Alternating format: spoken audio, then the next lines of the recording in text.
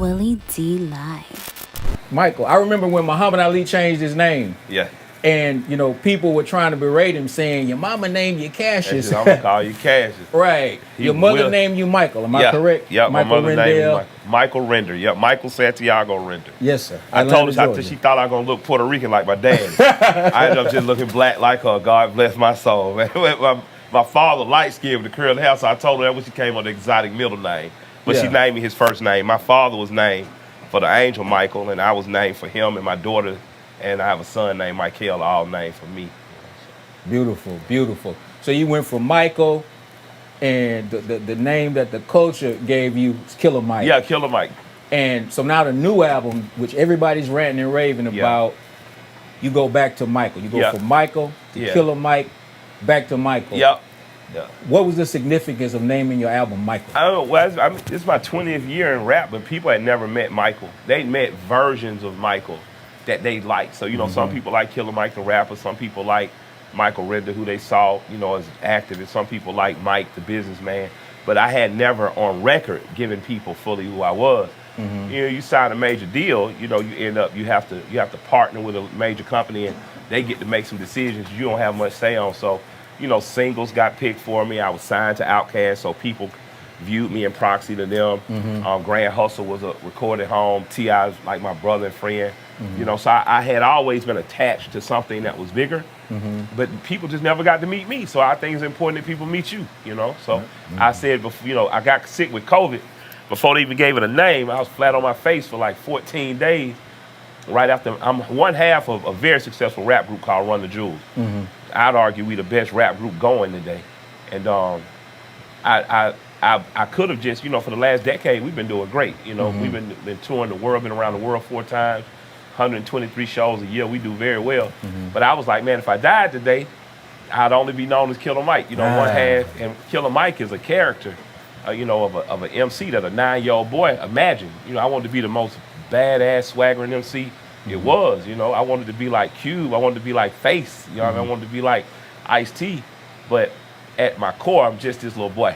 I'm Denise's son. And I wanted everybody to have an opportunity to meet a black boy from a black enclave in Atlanta who grew up empowered. I didn't have to search for black empowerment. I already grew up in it and knew it and thrived in it. So I just wanted people to understand me. As I interviewed and stuff, I realized how many people were misunderstanding me and the things I was saying. So I was just like, let me put down a personal testimonial with my trials and triumphs, my lows in the valley and my peaks on the mountain. Almost like an autobiography. Yeah, with the beginning of one, because it's going to be 3 series. It's going to be 2 more Michaels. Oh, okay. Yeah. So, but I wanted to introduce people first to this who I am and why I am.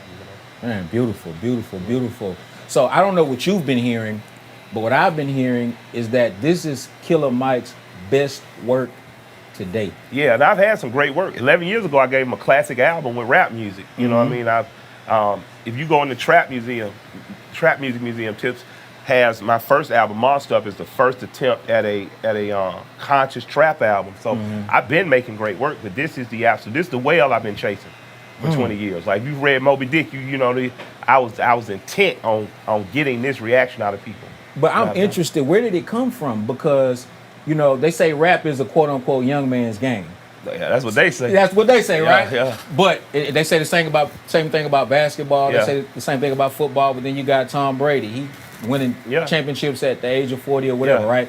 But the point that I'm making is, like, how do you produce your best work on what some people would consider the back end of your career? Where does that come from? You can't think about what some people think. I only know some people. I know my people. My people believe in me. Yeah. I remember watching Muhammad Ali walk into a fight. I think with who's it? It was my boy Foreman, and he said, "Man, what y'all looking sad for? Y'all already looking like I done lost the fight, like I'm dead or something." and that's my people, man. They give it to me. That was somebody on my team that questioned if I could do it and my age, and we went ahead and fired him. He got on out of there. Yeah, it was time for him to go. Everybody else seemed to be believers after that. So God Good bless riddance. him and whatever he doing, but he gone. But I got a young scrappy manager, man. We've been at this thing about our daughters are 16, so we've been at this thing about 16 years together. You know, Will Bronson from Active Management, and he's just a believer. It's amazing what you can do with somebody when you believe in yourself, but when you got a crew that believe in you, you can't fail them. You're gonna work harder, you're gonna push a yard, try to get an extra inch.